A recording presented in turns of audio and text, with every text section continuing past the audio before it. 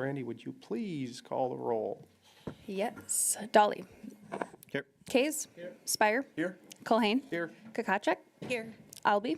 Here. Tate. And Darkitz, Johnson, and Oletsky are absent. We have a quorum. For the BOA action item today, we have a variance request, which requires 5 every time. 5 in the affirmative. Sounds Thank you. good. Thank you, Brandy. Approval of the agenda. I'd take a motion at this time. So moved. Second. Motion and second. All those in favor, or any further discussion regarding the agenda? Hearing none. All those in favor, please say aye. Aye. Opposed, same sign. Motion passes. Number 4, approval of the minutes. I'd accept a motion. Make a motion to approve those minutes. Motion by Dolly, Second. second by Ms. Kakachek. Someday. Any discussion regarding the minutes from the February 6th meeting? Hearing none, all those in favor, please say aye. Aye. Aye. Opposed, same sign, motion passes. Number 5 is regular agenda. Variance request. Brandy, please take it away. All right, thank you, Liam. So this is a variance request for the property located at 1031 First Avenue Southeast. The request is for a variance to the side yard setback and then the front yard setback. So this property is zoned R3 multifamily residential. It is a legally platted lot and it has 8,337 square feet. So it is smaller than your typical R3 lot. And currently, there was a mobile home and then another structure residing on the property. And the mobile home has been removed, and then this is in efforts to redevelop the property with new construction, and they are proposing a fourplex, which with the current ordinance, they're allowed to have that. This property would actually allow 5 units. And this is also kind of falling into our missing middle, increasing density. This property is along 11th Street. So it has close proximity to LATC, and then also is on a collector route. So the requests for the variances come from the minimal width that the property provides. It has a 50-foot width. And typically in the R3, the front yard requires 30 feet and the side yard requires 10 feet. And they are requesting that the side yard and this property also has double frontage. So when I go down here, so the south and the east side would be requesting a variance from the 30-foot required. On the south side, they have, let me find this here. They will be 20 feet, which is allowable when you're facing an alley, which is why they're not asking for a variance on the north side. And then on the east side, they're asking for a 9-foot setback instead of the 30 feet, just so that there is sufficient width, which is, they're looking at placing a 36-foot wide building on there. Otherwise, the lot only allowed for, I believe, a 12-foot structure in width if there were no variances requested. And then on the west side, this would be a 10-foot required side yard setback. They're asking for 5 feet, which is the minimum for meeting building code for separation distance. And I'll also add that they are not asking for a variance on this east side because they are meeting inline provision of adjacent properties. So we're only looking at the west side and the south side for the 5 foot from the 10 and then the 20 from the 30. And then they are meeting all other requirements for lot coverage. They are below the 80%, and then they have sufficient off-street parking with a fourplex that there would be 2 stalls per unit. So with that, I'll stand by for any questions. Does the board have any questions for Brandy? Mr. Chair, Go ahead. Randy, could you pull up the GIS and do some measuring for me? Possibly. I guess my question is going to be on First Avenue South. What is the general inline along First Avenue South on the north side of the road of those other structures to the west? Yes, I'll get that pulled up, and what I can speak to from memory, we updated this computer, so I apologize that I'm not signed into GIS yet. But there's on-street parking, angled, or 90-degree parking off of the street within the right-of-way, which that's not allowed per today's ordinance. So I'll show you guys that. I need to find my password first.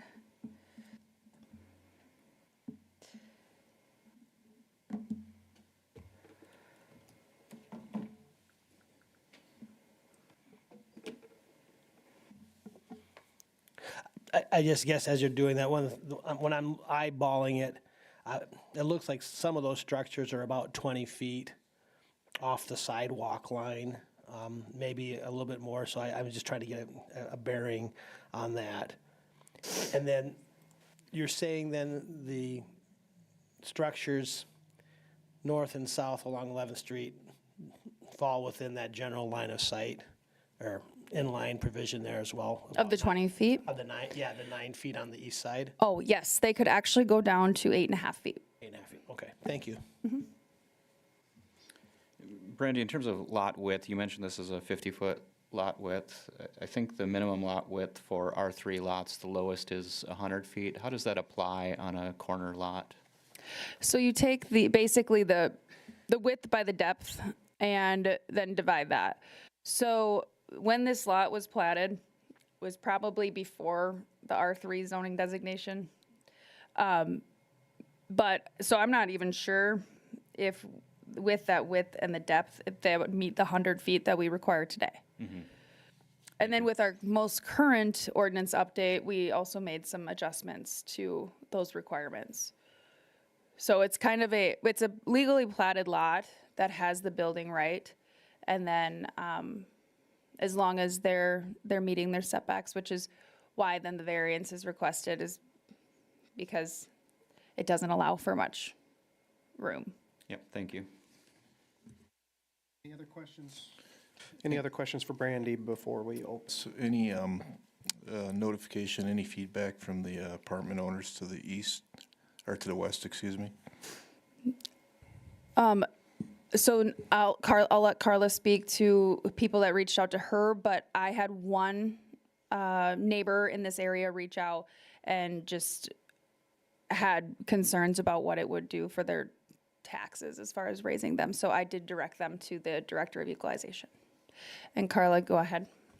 I had one couple reach out that live on First. They had concerns with an increase in off-street parking, because they already have a lot of off-street parking with that apartment there. That was their only concern, was just an increase of off-street parking off of First. Which is being accounted for and meeting ordinance requirements.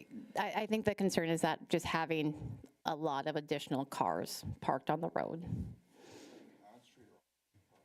Oh, I'm so sorry. They were worried about on-street parking. I'm so sorry. Yeah, sorry about that. Mr. Chair. Go ahead. What I would be interested to know, what is going to be the height of these buildings as it relates to the, also what's around them? These are just going to be 1.5 stories, or how big is this going to be? I can imagine that person on the west looking at a, huge wall is not, that's only 5 feet away, is going to be a little intimate, and just going to be a big change. So they are doing 2 stories, which are allowed it by ordinance. So you can go in the R3 district, you can actually go 3 stories. Just an observation, I think the existing structure is either a 1.5 stories or a 2-story house that is going to be demolished, correct?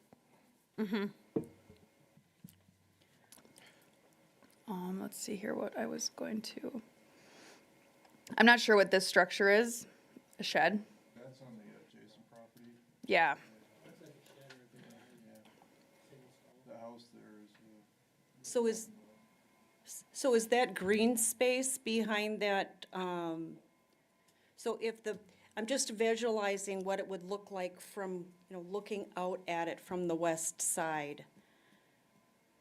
That's all I'm visualizing, is that green space, is that actually gonna be looking out at, from the house themselves, the duplexes themselves, or the Fourplex? fourplexes themselves, you're gonna look out at that green space and a parking lot?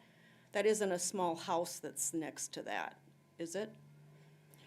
I'm I'll have the applicant speak Yep. to that. I wish that my obliques worked on this. All you gotta do is go up to the maps.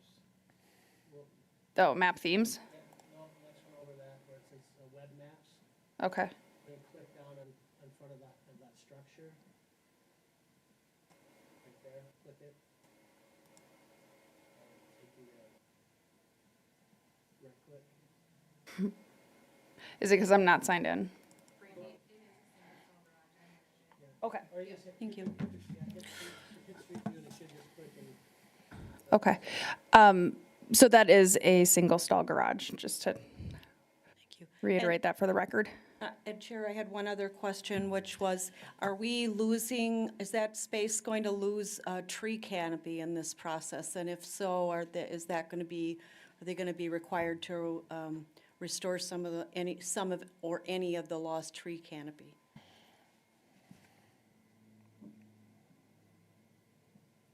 So there is always a requirement for interior trees. But there's nothing they have to have 1 per 50 foot of frontage. And so however many there are existing, we would just make sure that they were meeting ordinance when they came in with their site plan. Todd, I don't know what's going on here. Well, we'll bring the applicant up before we open the public hearing and have a chance for them to explain everything. Come on up. Would you please introduce yourself? Where's it at? It is, go ahead, sorry. right here.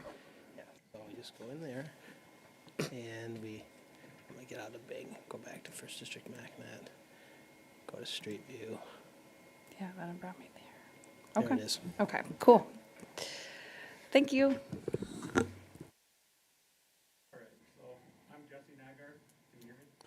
I don't know if your mic's on. Okay, There you go. Jesse Nygaard with TJN Properties as well, so. There will be trees that will be coming out of there.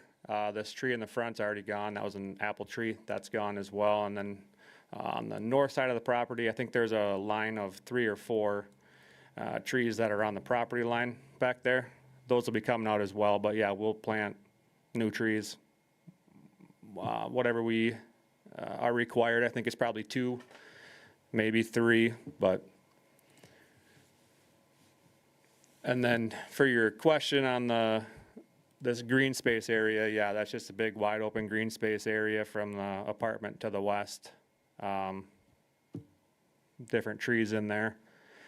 And then a storage garage as well in that bottom corner. 4 trees required, which Sure, is right in your yeah, business. we'll take care of that. Any other questions for the applicant before I open the public hearing? Hearing none, I'll open the public hearing. You can stay up there or go back and sit down if we have other questions or something comes up. Is there anyone to speak on behalf of or against this application, other than the applicant? I don't see anybody in the room, anybody online or on a phone call. It does not appear so. Nope, no one's online. All right, with that, I will close the public hearing, and I would ask for a motion, given that we don't have bylaws quite yet, maybe if the motioner would, I would ask that it would be in the affirmative, and then I would also ask that you include some findings regarding the hardship.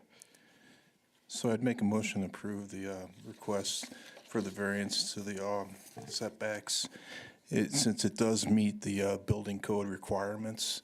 And additionally, the fact that this is actually going to mitigate off-street parking with the plan design for the off-street parking there, especially at that uncontrolled intersection where we do have the greatest amount of incidents in the Watertown area, are at those intersections. So this would actually create a safer situation for that lot utilization. And my understanding is they're going to eliminate the access from 11th and then relocate those to the north and south, which seems like a better plan design. Chair, I would also comment that it seems to me that the higher density use is appropriate to this heavy transit road. Another existing situation that's unique to this property is that it is an existing platted lot that has a buildable right to it. The amount of variance is negligible when comparing to similar uses in the neighborhood. And is that a second? That would be a second. All right, we have a motion and a second. Do we have any further discussion regarding this variance? Any further discussion? Hearing that, I would request a roll call vote, please. All right.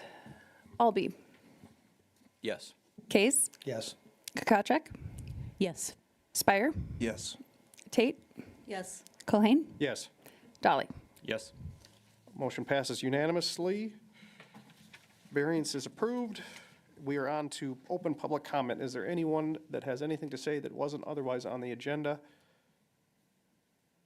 No, Good. Hearing none. New business. none that I have. Perfect. Old business. Nope. Wonderful. Other than perhaps maybe the bylaws, and I think we've got a copy of that. And Bill has graciously volunteered to assist us with that. So thank you, Mr. Spire. And so do you guys have, Bill, kind of what are your thoughts with that? Do you just want to be in touch when you get We to? review it, and I'd be more than happy to set up a schedule with you here at City Hall, you and Carla, just to sit down and take a comb through them, and then identify anything that any modifications from what Luke and Todd and others have done already. But it looks pretty good as a basis. Our thinking is we probably should just start with something, and we're going to end up, living it and modifying it as we go along. So. Perfect. Yeah, just thank you for that and be in touch. Thank you. Thank you, guys. Executive session, any need for that? No. No, perfect. Do we need a motion to adjourn or not? I don't. We are adjourned. Thank you. All right.